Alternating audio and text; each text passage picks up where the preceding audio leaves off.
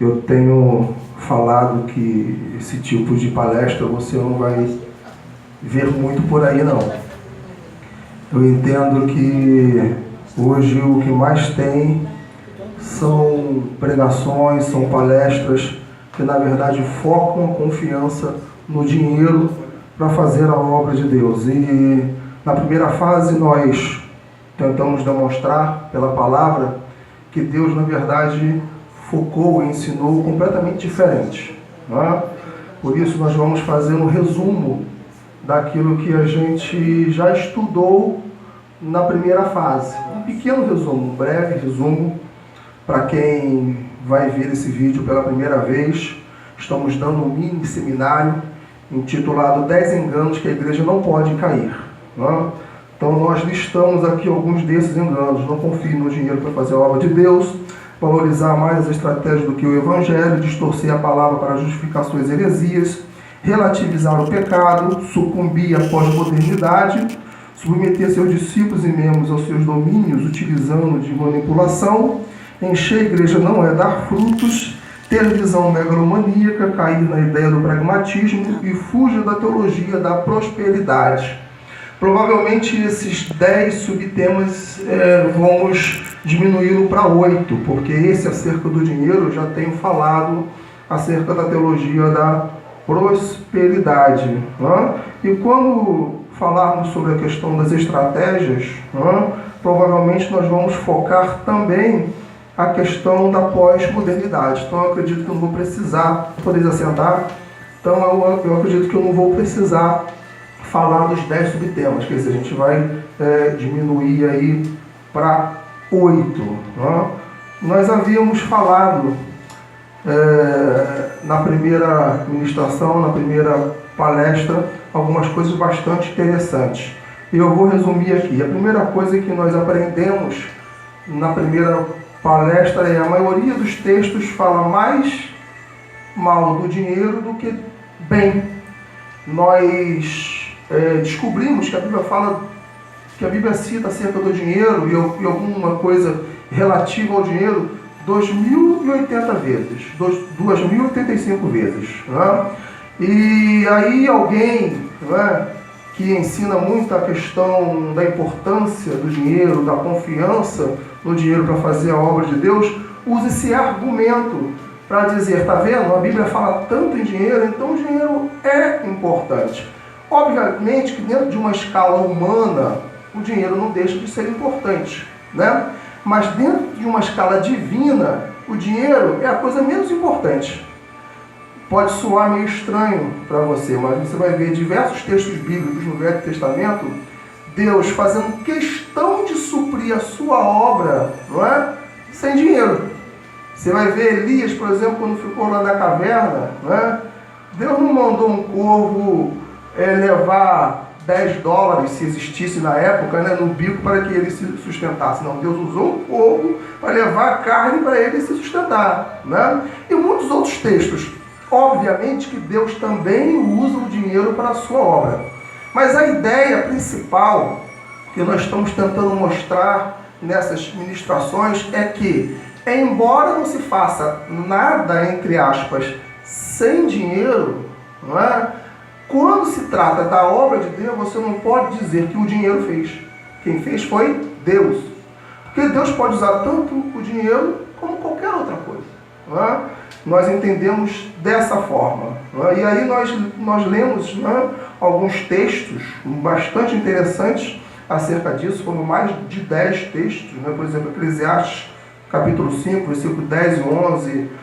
Salmos 37, 16. Você que está em casa aí e que estiver vendo esse vídeo, procure ver Lucas 18, 24, Êxodo 22, 25, Isaías 52, 53, Isaías 51, versículo 1, Salmo 61, 10, 1 João 2, 16, Provérbios 23, versículo 4, é muito interessante você ler, Apocalipse 3, 17, Lucas 12, 15, Hebreus capítulo 13, versículo 5, Tiago 2, 5 e 1 Reis 3:11. Esses são alguns dos textos que você vai ver que o autor dele fez questão de mostrar que as riquezas que o dinheiro, né, não pode ser exaltado quando nós fazemos a obra de Deus. A segunda coisa que nós aprendemos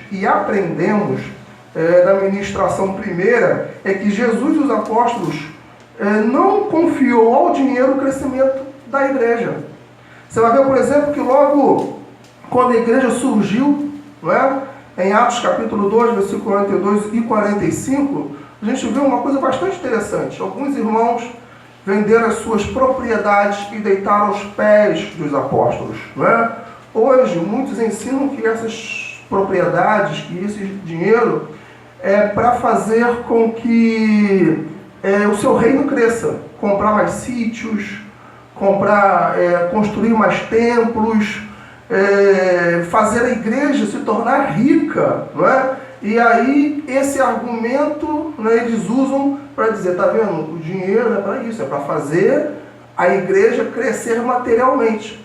Enquanto que o texto ali diz de forma bem clara que os discípulos pegou esse dinheiro e dividiu aos pobres, dividiu aos necessitados. É óbvio, claro, evidente, que nós podemos usar o dinheiro para comprar bens, para melhorar a construção do templo, né? Mas principalmente ele quis dizer o seguinte: vai ser a minha graça que vai bastar, né? Vai ser a confiança naquilo que o Espírito Santo pode fazer que o Evangelho vai crescer, não é?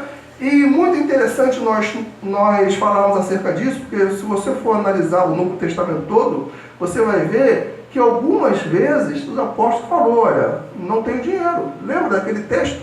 Quando João subiu ao templo e que tinha um coxo ali, não é? O que ele diz para o coxo? Não tenho prata nem ouro, mas tudo que eu tenho, isso te dou. Em nome de Jesus, levanta e anda. Quer dizer, os discípulos quase não andavam com dinheiro, né? Hoje, por causa da situação que a gente vive, é uma outra situação, né? Nós precisamos dessa questão, né, de estar com algum dinheiro para poder usar. A segunda coisa que nós aprendemos, a confiança no dinheiro gera avareza. É uma coisa diferente, confiança e avareza. Porque até então alguém pode confiar no dinheiro e não amá-lo, né? Mas existe uma linha muito tênue. Não é? Quando você começa a confiar numa coisa e você sente que aquela coisa dá resultado, o que vai acontecer? Vai acontecer uma dependência. Essa dependência fatalmente vai gerar um amor profundo por aquilo. Porque você teve segurança, você sentiu segurança. Não é? Por isso, né? Eu ia falar um negócio aqui, mas eu não vou nem falar, porque senão eu vou ser cobrado em casa, né? Mas assim, deixando isso de lado, né? Nós entendemos que a confiança pode atrair o amor por aquilo, né? Então é muito complicado isso, entendeu? Por isso que Jesus, ele ensina e ele enfatiza isso, né? Que a confiança no dinheiro pode gerar a avareza. E eu coloquei aqui dois tipos de coisas que pode gerar a avareza.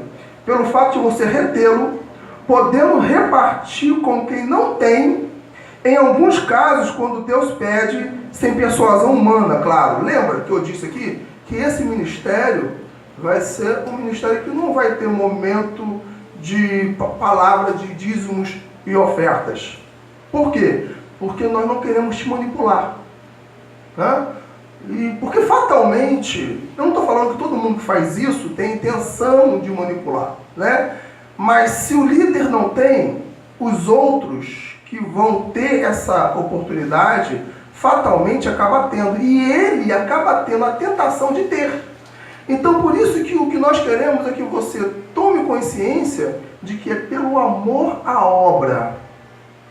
É por aquilo que você pode fazer pela obra que você tem que ser motivado em dizimar, em ofertar, em ajudar a casa de Deus. Então, muitas vezes, né, você tem condições, você pode fazer, mas não o faz, né? Deus toca no coração. Eu não sei quem quem já viu aqui o R.R. Soares, ele até é criticado por alguns teólogos, né, sobre a questão da teologia da prosperidade. Ele até acredita, ele também é dessa linha. Mas ele tem uma coisa bastante interessante, não é? Ele fala claramente que a pessoa tem que sentir o desejo no coração e a motivação certa para dizimar e ofertar, né? Então, de todos aqueles que pregam a teologia da prosperidade, ele é o mais light, né? Eu gosto muito dele, né, porque ele entende esse princípio. Obviamente tem algumas coisas que eu não concordo com ele, né? Mas dentre todos eles, ele tem a minha admiração, né? E eu escrevi no meu livro As Argumentações da Serpente, né, acerca do começo da teologia da prosperidade. E eu citei um homem muito conhecido que morreu em 2003, chamado Kenneth Ranger, né? R.R. Soares, ele é discípulo do Kenneth Ranger. E Kenneth Ranger, ou Ranger, né, eu não falo inglês, mas é mais ou menos isso. Ele escreveu um livro intitulado Toque de Midas.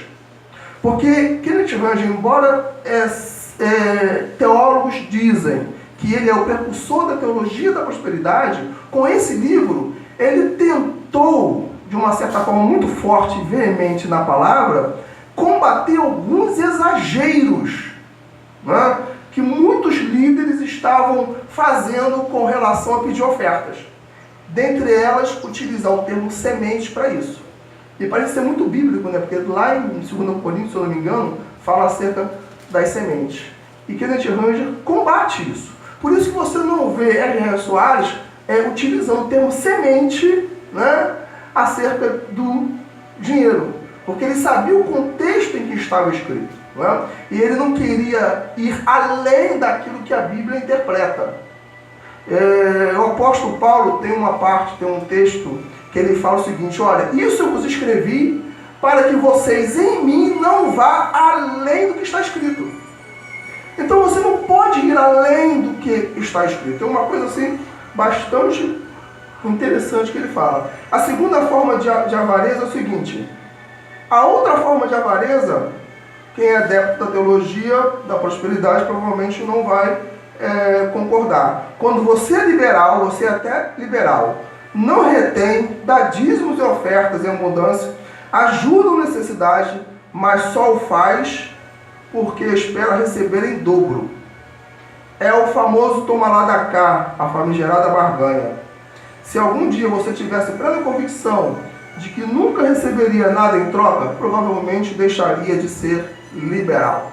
Então, o que está acontecendo hoje? O que está acontecendo é o seguinte: pega-se uma enxurrada de textos fora de contexto, né, e começa a ensinar que você tem que ser liberal, que, né, você tem que dar. E aí, se você fizer isso, você vai receber em troca.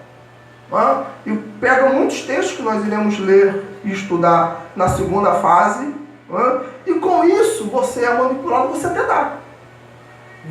Não, já que eu vou receber em troca, eu vou ter, né? Então o que eu vou fazer? Eu vou dar. Né? Só que você também está sendo avarento. Por quê? Porque você está dando, porque você sabe que você vai receber. E existem textos, inúmeros textos, versículos bíblicos, tanto de Jesus quanto dos apóstolos, dizendo claramente o seguinte: você pode até querer receber, mas você não pode dar com a expectativa de, né? Esperando, como é que eu vou dizer? Esperando obsessivamente ter. Tem um texto lá, quando Jesus fala acerca de boa medida, sacudida, recalcada, e aí nós iremos ler todo esse contexto desse versículo, não é? E Jesus, ele chega e fala o seguinte: olha, perdoe, dê, não esperando nada receber. Quando nós lemos a questão do amor, de 1 Coríntios 13, o que diz lá? O amor tudo sofre, tudo crê, tudo espera, tudo suporta, não é? O amor não trata com leviandade, não é? O amor não se ensoberbece, não suspeita mal, não é? E tem um versículo lá que a gente vai ler futuramente, em que ele diz assim: o amor, né, nada espera. Então você vê claramente que quem dá com amor, quem dá com alegria, a intenção dele é o seguinte, é fazer isso, né? Mesmo não recebendo nada, ele vai dar de igual modo.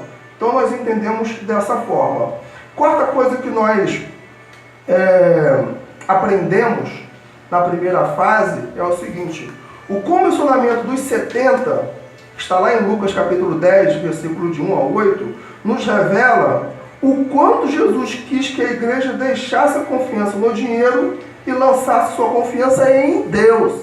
Lembra? Jesus chega lá para os 70, envia de 2 em 2 para as cidades e ele dá uma ordem. Qual é a ordem? Não leve bolsa, nem alforge e nem sandálias. Nós aprendemos na primeira fase que bolsa era aquilo que se guardava o dinheiro. Alforge era aquilo que os discípulos da época usavam para carregar coisas pessoais, como mais uma sandália, mais uma roupa. Então o que Deus está ensinando é o seguinte: você vai pregar o Evangelho, mas não leve bolsa nem alforge. Ou seja, eu não quero que você confie no dinheiro. Por isso que você não vai levar bolsa. Para que você não caia na tentação de quando chegar lá, receber dinheiro e guardar, porque você vai achar que na outra cidade Deus não vai te suprir. E aí você vai cair na tentação. Lembra de Eliseu? Né? O moço dele, né, que o ajudava, quando Naamã foi ter com ele para ser curado, Naamã não aceitou nada. Absolutamente nada. Eliseu não aceitou nada. Não quis receber nada de Naamã. Aí veio o moço, correu atrás de Naamã, não me dá. Eu quero. Né? Porque a ideia principal de Deus é que nós confiemos 100% naquilo que Ele pode fazer. Em outras palavras, se você confiar nele, não importa o que Ele vai usar para fazer a obra de Deus. A obra de Deus vai acontecer. Lembra que eu disse, se Ele quiser usar rios de dinheiro, de repente vai chegar uma hora que alguém vai ligar para a casa dos pastores aqui e falar assim: olha, eu tenho uma doaçãozinha pequenininha para fazer. Né? Ah, tá, muito obrigado. E você vai até achar, deve ser uns 10 reais, uns 20 reais. Quando você vê, não. Deus me abençoou tanto com uma herança ou com alguma coisa que tinha na causa, e Deus tocou no meu coração, e eu vou depositar 50 reais na conta da igreja, 50 mil reais na conta da igreja.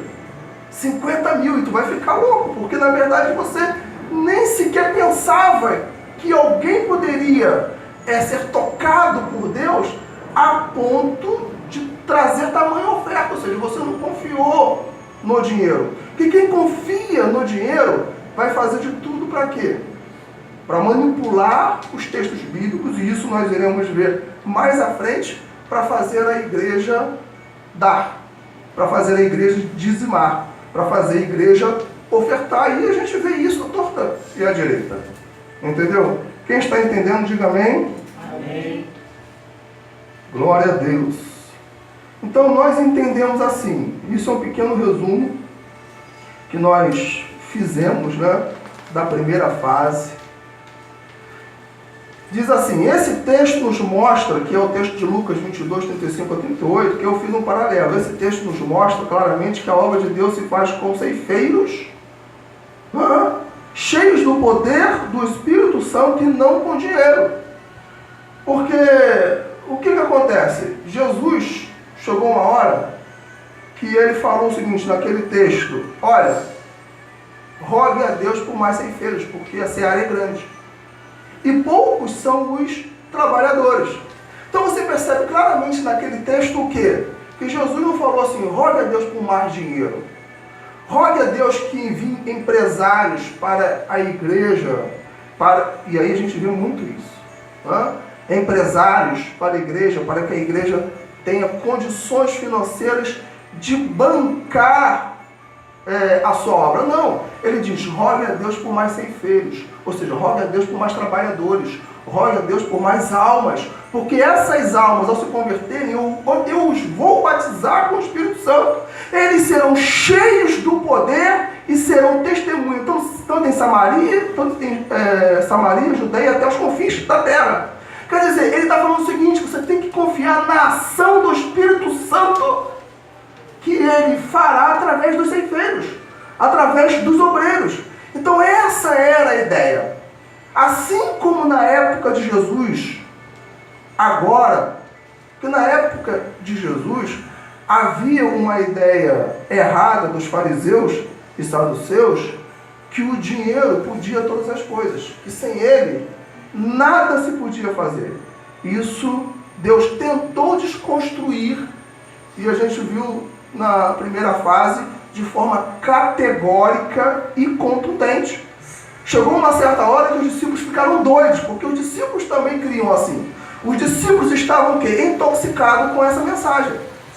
Tanto que Jesus chega e fala o seguinte, olha, quão difícil é entrar um rico para o céu, ou seja, é mais fácil o rico, é mais fácil uma pessoa entrar para um buraco de uma agulha do que entrar no céu.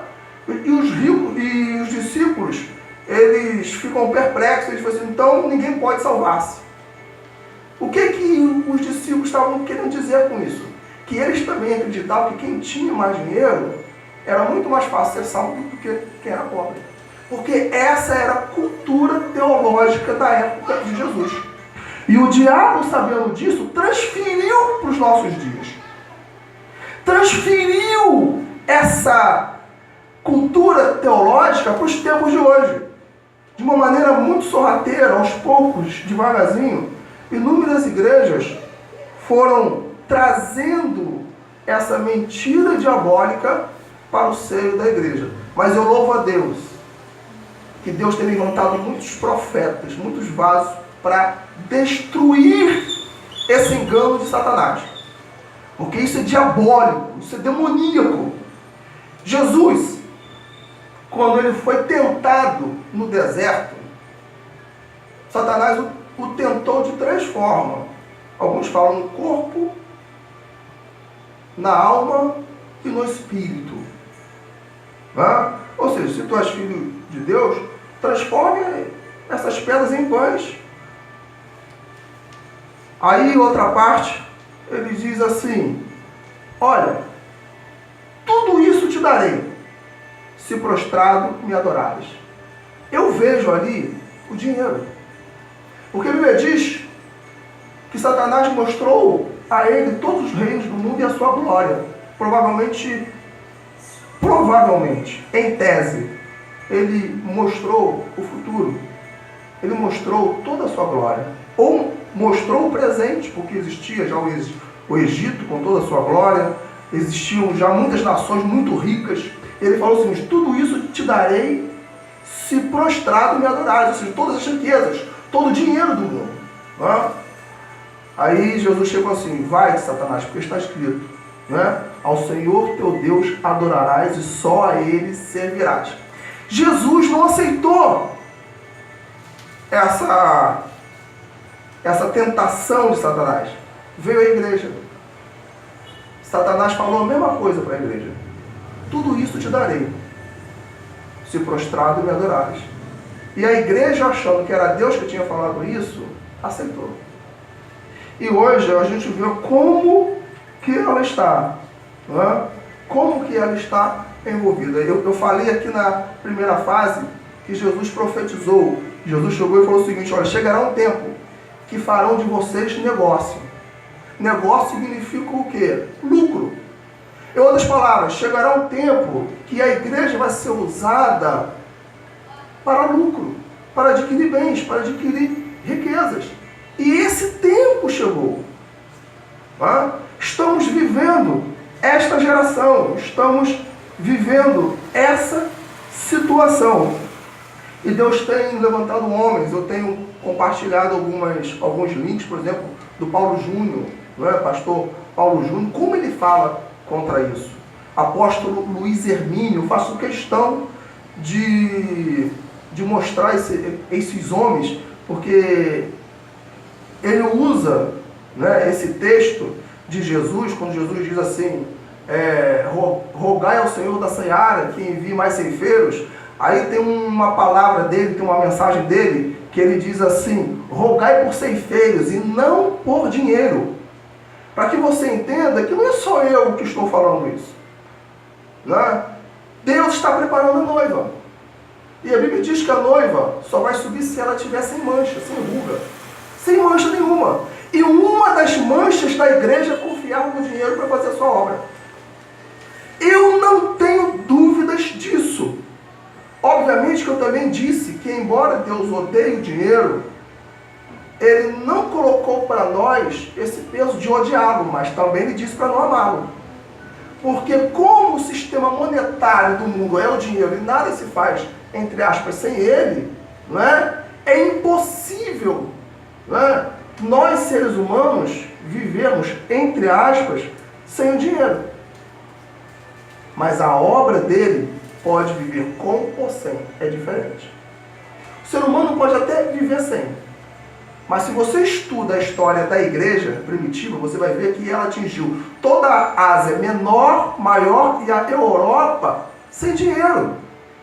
Os bens deles eram confiscados. Os bens eram confiscados. Casas, mobílias.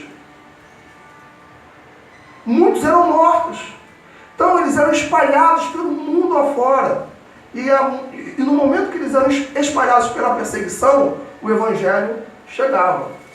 Sabe o que eu creio? Eu creio o seguinte, se Jesus não voltar daqui a 1 ano, 2 anos, vai haver uma perseguição tão grande, tão grande, tão grande, igual a igreja primitiva, para que a igreja pare de confiar naquilo que o dinheiro pode fazer.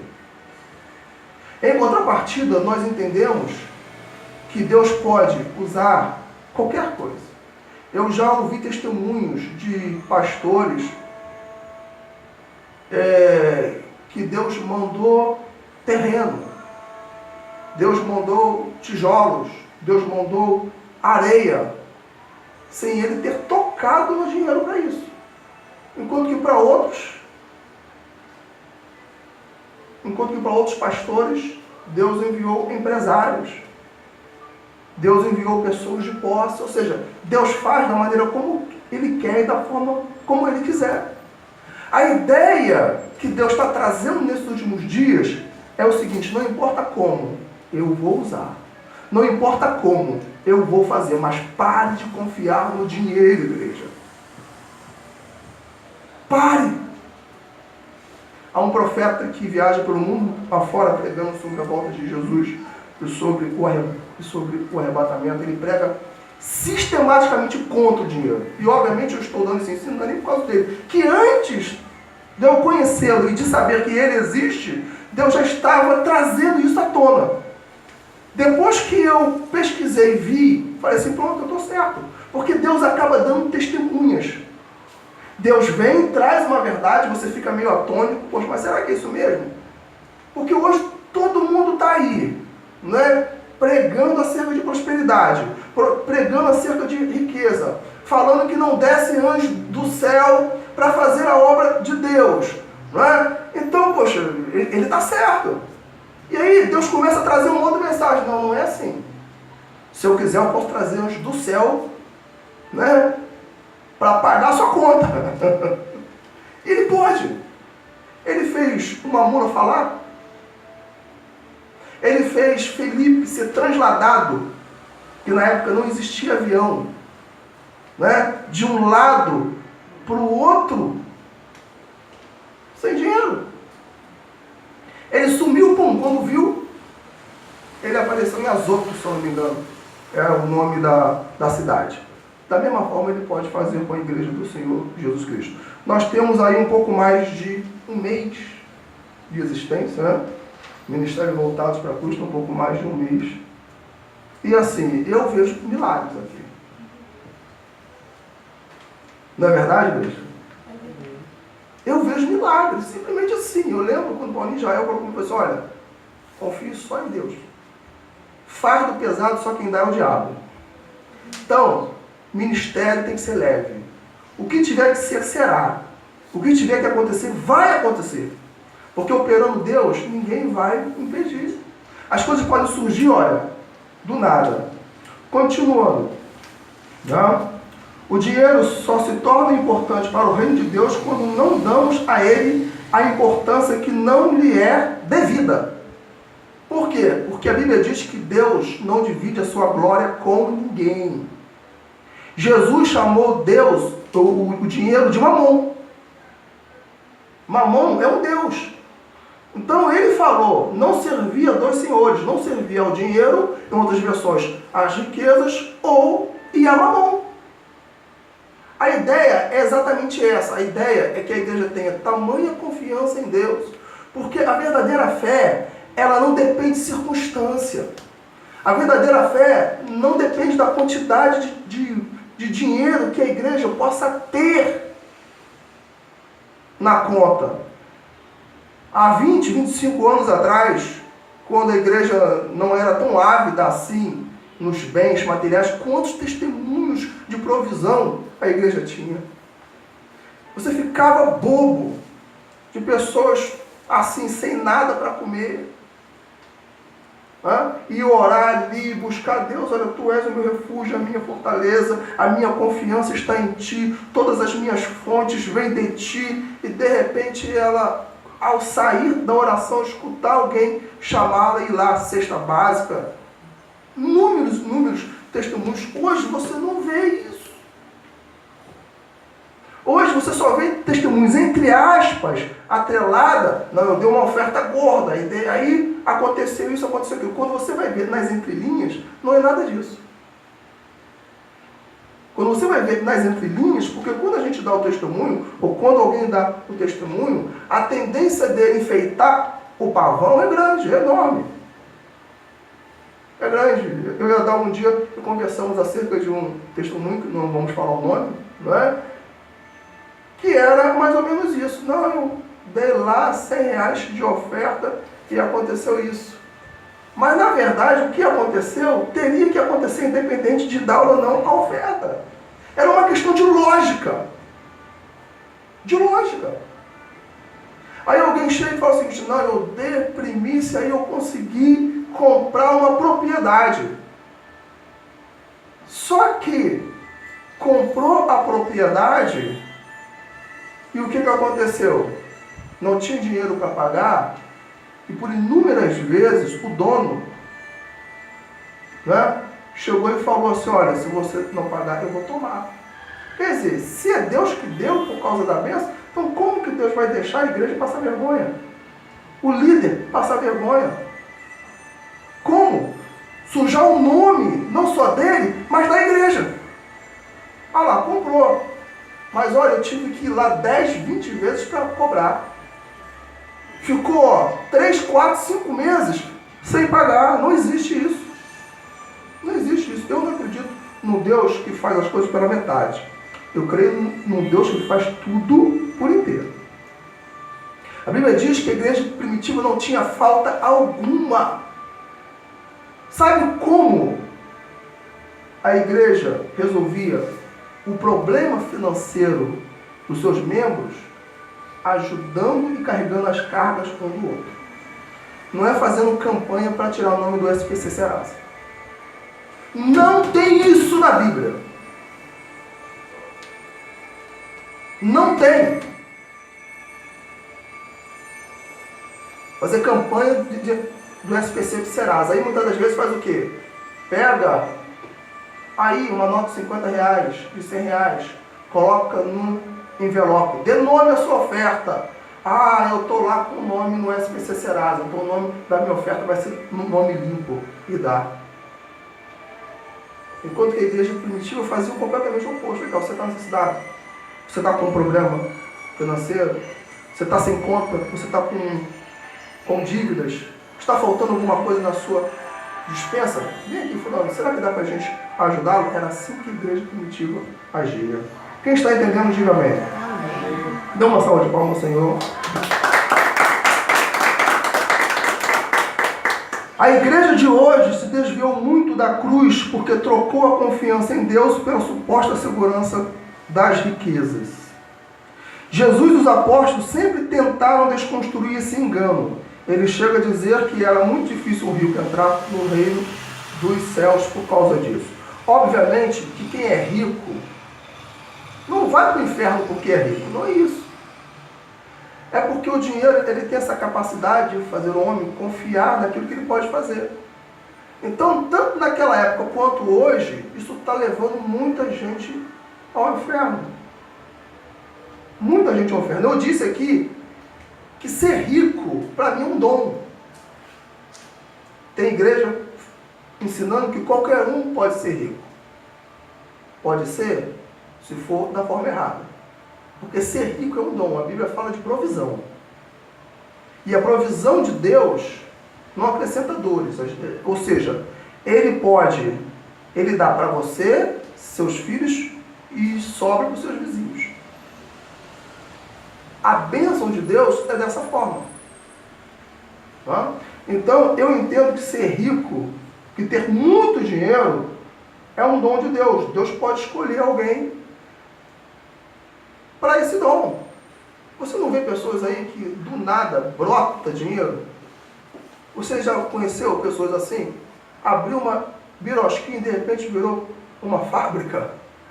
Enquanto que tem um outro faz marketing, faz pós, faz isso, faz aquilo, vai em congresso, faz isso, faz aquilo, vai aquilo outro, e Jesus ainda está ferrado até hoje. Já abriu 1, 2, 3, 4, 5, 10 empresas e não consegue.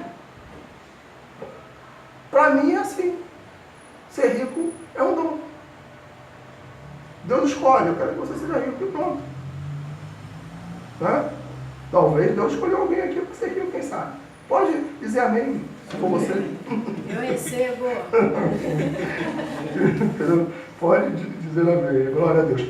Jesus, os apóstolos já ali, Jesus queria tanto que seus discípulos fossem completamente desapegados aos bens, que chegou a sugerir para o jovem rico a dar tudo que tinha aos pobres. Para você ver, naquela época os fariseus falavam completamente diferente. Não, que isso, você não pode dar aos pobres, você tem que ajudar lá o templo de Salomão, você tem que dar metade, não aos pobres, ao templo de Salomão. Ele fala o seguinte: você quer me seguir? Você quer ser meu discípulo? Faz o seguinte, pega as suas riquezas, pega os seus bens, dá tudo aos pobres e siga-me. Mais um texto que prova que Jesus tentou desconstruir essa confiança. Obviamente, e eu creio, que ele falou isso para o rico, para o jovem rico, porque o rico confiava muito no dinheiro, confiava muito nas riquezas. Ele não falou a mesma coisa para o José de Arimateia, que era rico. Ele não falou isso. Mas ele mostra à igreja o seguinte: você não precisa orar a Deus para que venha empresários. Está aqui o empresário. Quanto dinheiro ele não poderia ter depositado na oferta? E Jesus não quis saber disso. Ele viu a intenção do coração dele. O negócio é o seguinte: dessa forma aí que você está rico, eu não te quero. Por que eu não te quero? Porque você está confiando nele. Porque quando você der, você está dando para a minha obra.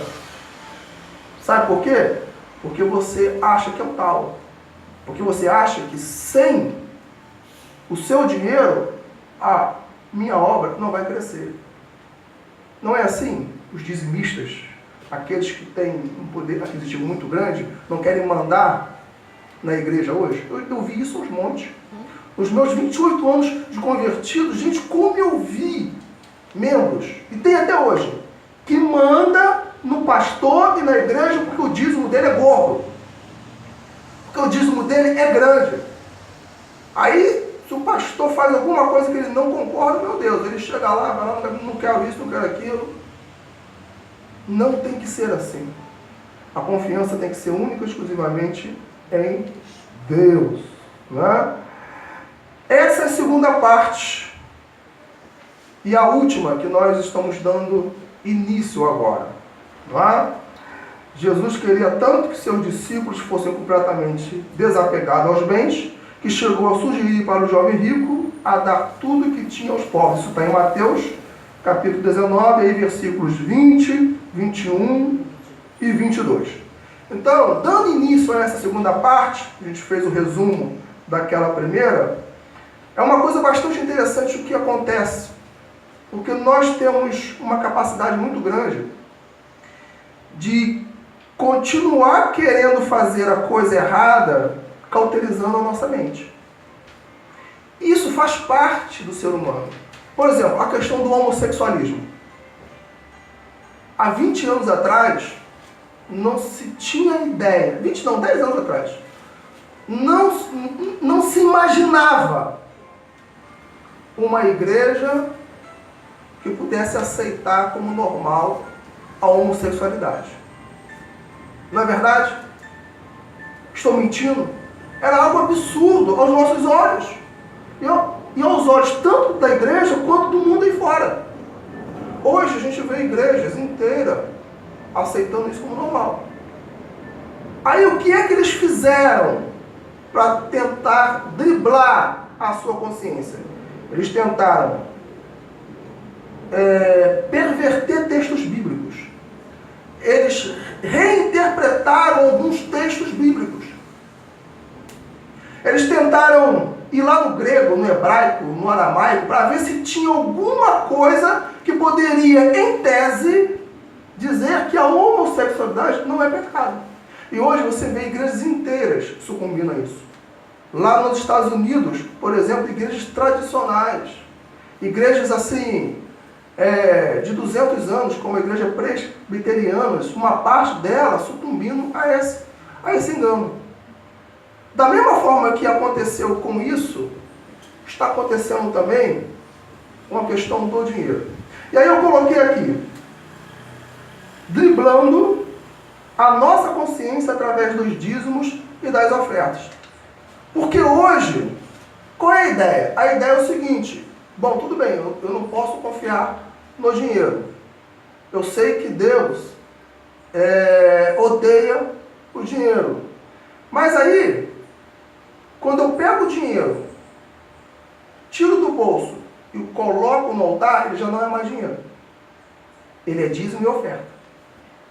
Então, já que ele é dízimo e oferta, eu posso fazer um malabarismo teológico que for, que vai se tornar certo.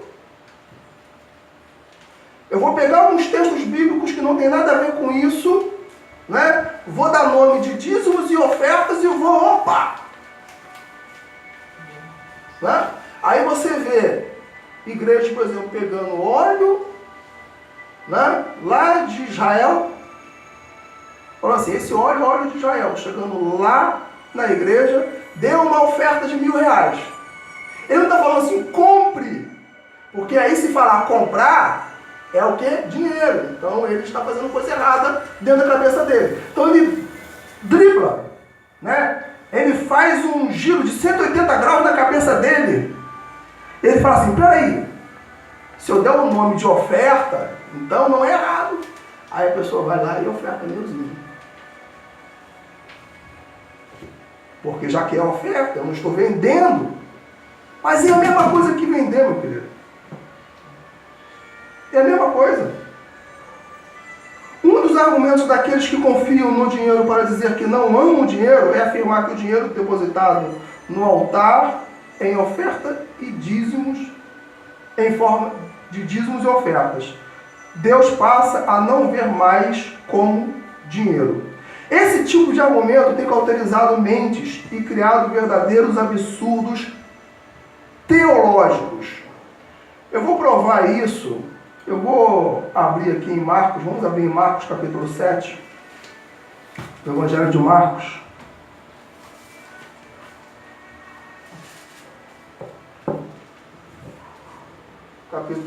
Capítulo 7, versículo 10 ao 13, olha só que coisa bastante interessante que Jesus fala para os fariseus.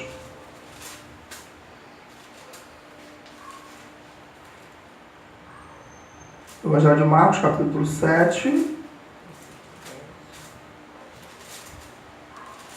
versículo 10. Deixa eu ver. Aqui. Eu vou começar do versículo 8. Olha só o que diz. Vocês negligenciam os mandamentos de Deus e se apegam à tradição dos homens. E disse-lhes, vocês estão sempre encontrando uma boa maneira de pôr de lado os mandamentos de Deus, a fim de obedecerem às suas tradições. Pois Moisés disse, honra teu pai e tua mãe, e quem amaldiçoar seu pai ou sua mãe terá que ser executado. Mas vocês afirmam que, se alguém disser a seu pai ou a sua mãe, qualquer ajuda que vocês poderiam receber de mim é corbã, isto é, uma oferta dedicada a Deus, aqui já está explicando o que é corbã, uma oferta em dinheiro dedicada a Deus, vocês o desobrigam de qualquer dever para com seu pai ou sua mãe. Assim vocês anulam a palavra de Deus por meio da tradição que vocês mesmos transmitiram e fazem muitas coisas como essa. Jesus estava falando aqui que estava havendo um problema sério na sua época. Um dos 10 mandamentos é honrar pai e mãe para que se prolonguem os seus dias na terra. E honrar pai e mãe significa ajudá-los também financeiramente. Principalmente naquela época em que, se o pai morresse, era o filho que tomava conta da casa. Era o filho que sustentava a casa. Aí os fariseus tiveram uma ideia mirabolante. Será que isso se assemelha com o que está acontecendo hoje? Não, o negócio é o seguinte, olha, você não precisa dar dinheiro ao seu pai e à sua mãe, porque se você falar que esse dinheiro é oferta ao Senhor, está tudo bem. Isso não é desonra. Ou seja, eles pegaram um texto e manipularam ele. Aí eu pergunto, isso está acontecendo hoje ou não?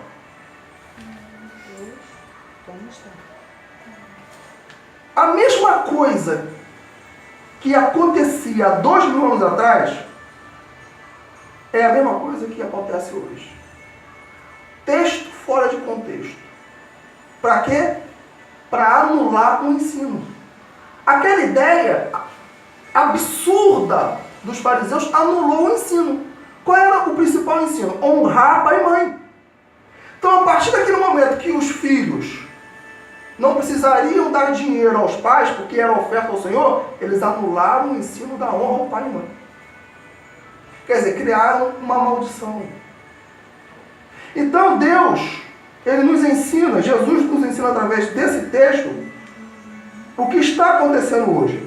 Essa confiança toda no dinheiro fizeram com que muitos líderes distorcessem alguns textos bíblicos. Alguns textos que usam muito para arrancar dinheiro da igreja e que não tem nada a ver com dízimos e ofertas. Por exemplo, aí agora a gente vai entrar em alguns textos que nós iremos fazer uma exegese deles.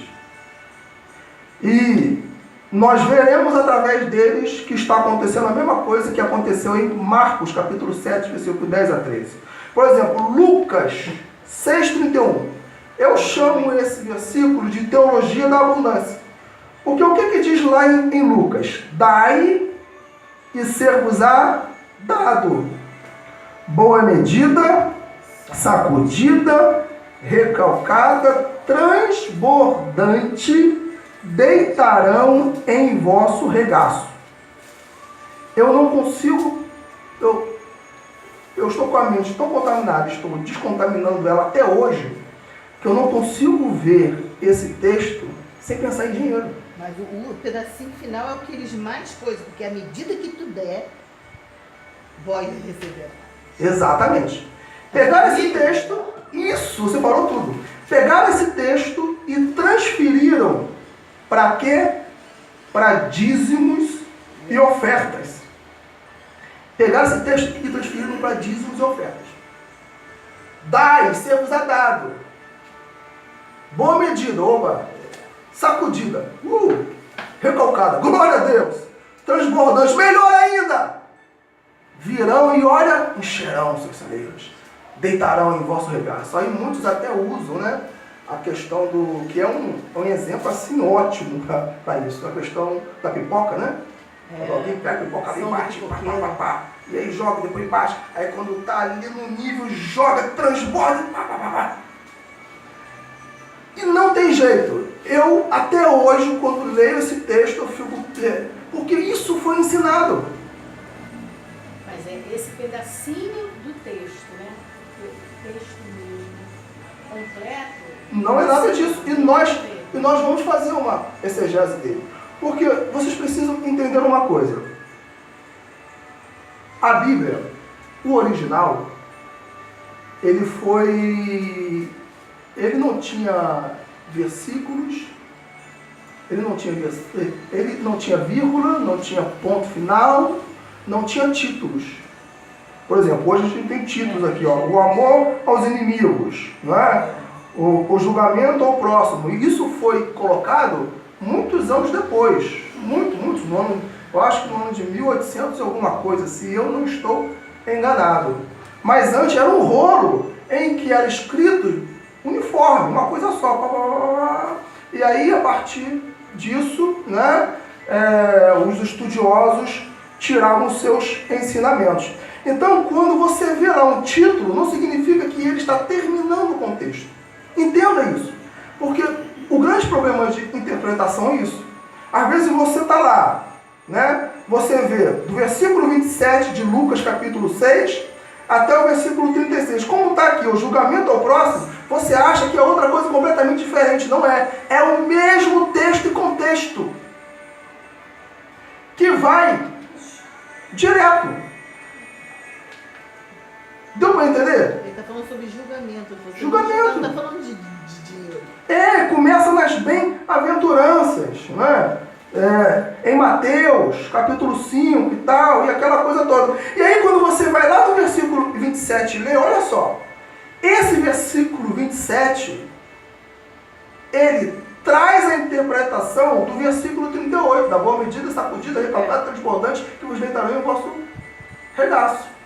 Olha só o que diz, eu vou ler. Mas eu digo a vocês que estão me ouvindo, amem os seus inimigos, façam bem aos que os odeiam, abençoem os que os amaldiçoam, orem por aqueles que os maltratam. Se alguém lhe bater numa face, oferece-lhe também a outra. Se alguém lhe tirar a capa, não impeça de tirar-lhe a túnica. Dê a todo aquele que lhe pedir, e se alguém tirar o que pertence a você, não lhe exija que o devolva. Como vocês querem que os homens lhes façam, façam também vocês a eles. Que mérito vocês terão se amarem aos que os amam? Até os pecadores amam aos que o amam.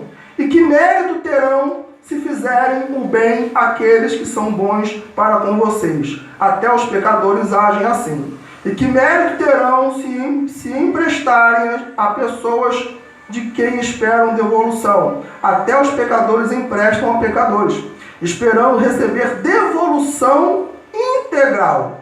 Amem, porém, os teus inimigos, façam-lhes o bem e emprestem a eles sem esperar receber nada em troca. Aí vem aquela questão que eu ensinei. Se Jesus, se Deus ensina isso, que nós temos que emprestar alguém sem esperar receber nada em troca, que dirá a Ele, né?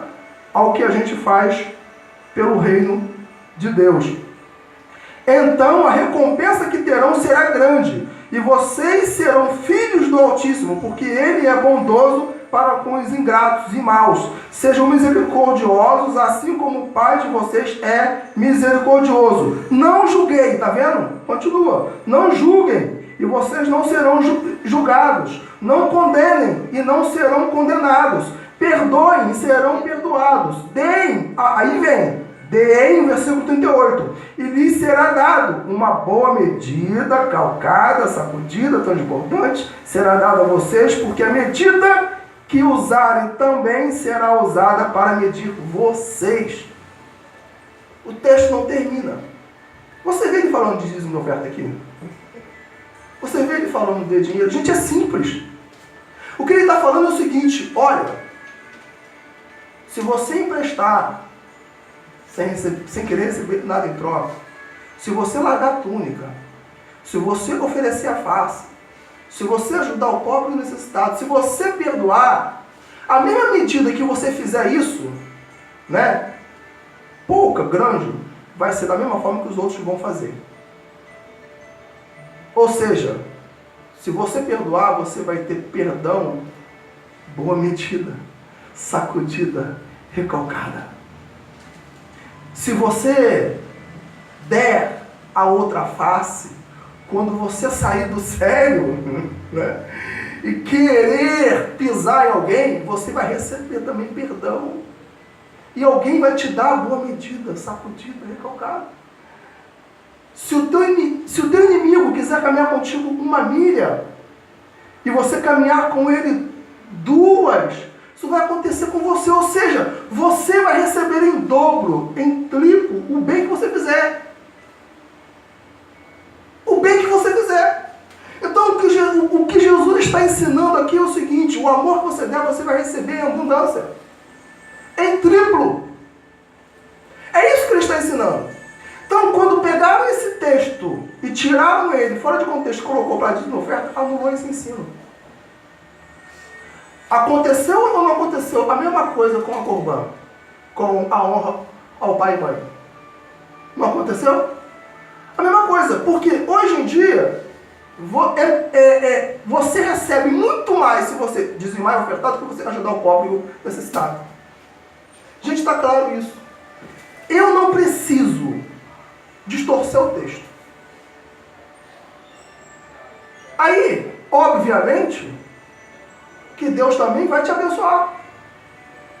Ele pode trazer riquezas, ele pode trazer bênçãos, ele pode trazer até muito dinheiro, desde que você faça isso que Jesus está falando. Não pagar com a mesma moeda. Aqui está falando não pagar com a mesma moeda. Se você não pagar com a mesma moeda o mal que os outros te fazem, quando você, no momento de ira, de tentação, de raiva, né, querer fazer alguma coisa assim, opa, alguém também não vai te pagar com a mesma moeda. Porque foi um lapso, foi uma coisa momentânea. Não é o comum seu fazer isso com o seu irmão, com o seu semelhante. Então esse texto prova claramente que um texto fora de contexto, de fato, é pretexto para heresia. Que um texto fora de contexto, de fato, anula ensinamentos importantíssimos da parte de Deus. Porque a ideia de Deus, a ideia de Jesus aqui, era fazer com que a sua igreja fosse solidária, fosse amorosa, tivesse paciência, porque é muito difícil ter paciência com o inimigo, porque o inimigo pisa no nosso calo. Vizinho, então, que não vai para a nossa cara, é difícil de morar perto. Que fala mal de você, ou que na verdade te insulta. Mas a Bíblia diz que você tem que fazer o contrário do que ele faz. Se você fizer o contrário do que ele faz, o que vai acontecer? Vai chegar uma hora que ele vai cair em si. Isso aconteceu comigo algumas vezes. Comigo. De ver pessoas me insultando. De ver pessoas assim, me pisando. E eu, em vez de pagar com a mesma moeda, tratá-lo como se fosse o meu melhor amigo. E aí, de repente, ele vinha me pedir perdão por causa disso.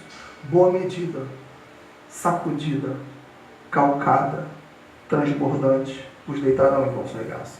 Tem um outro texto, por exemplo, que nós vamos fazer a exegese dele, que está em Deuteronômio, capítulo 14, versículo 22 a 29, que eu chamo de teologia da barganha, assim como é Malaquias, capítulo 3, versículo 10. Lembra lá de Malaquias, né?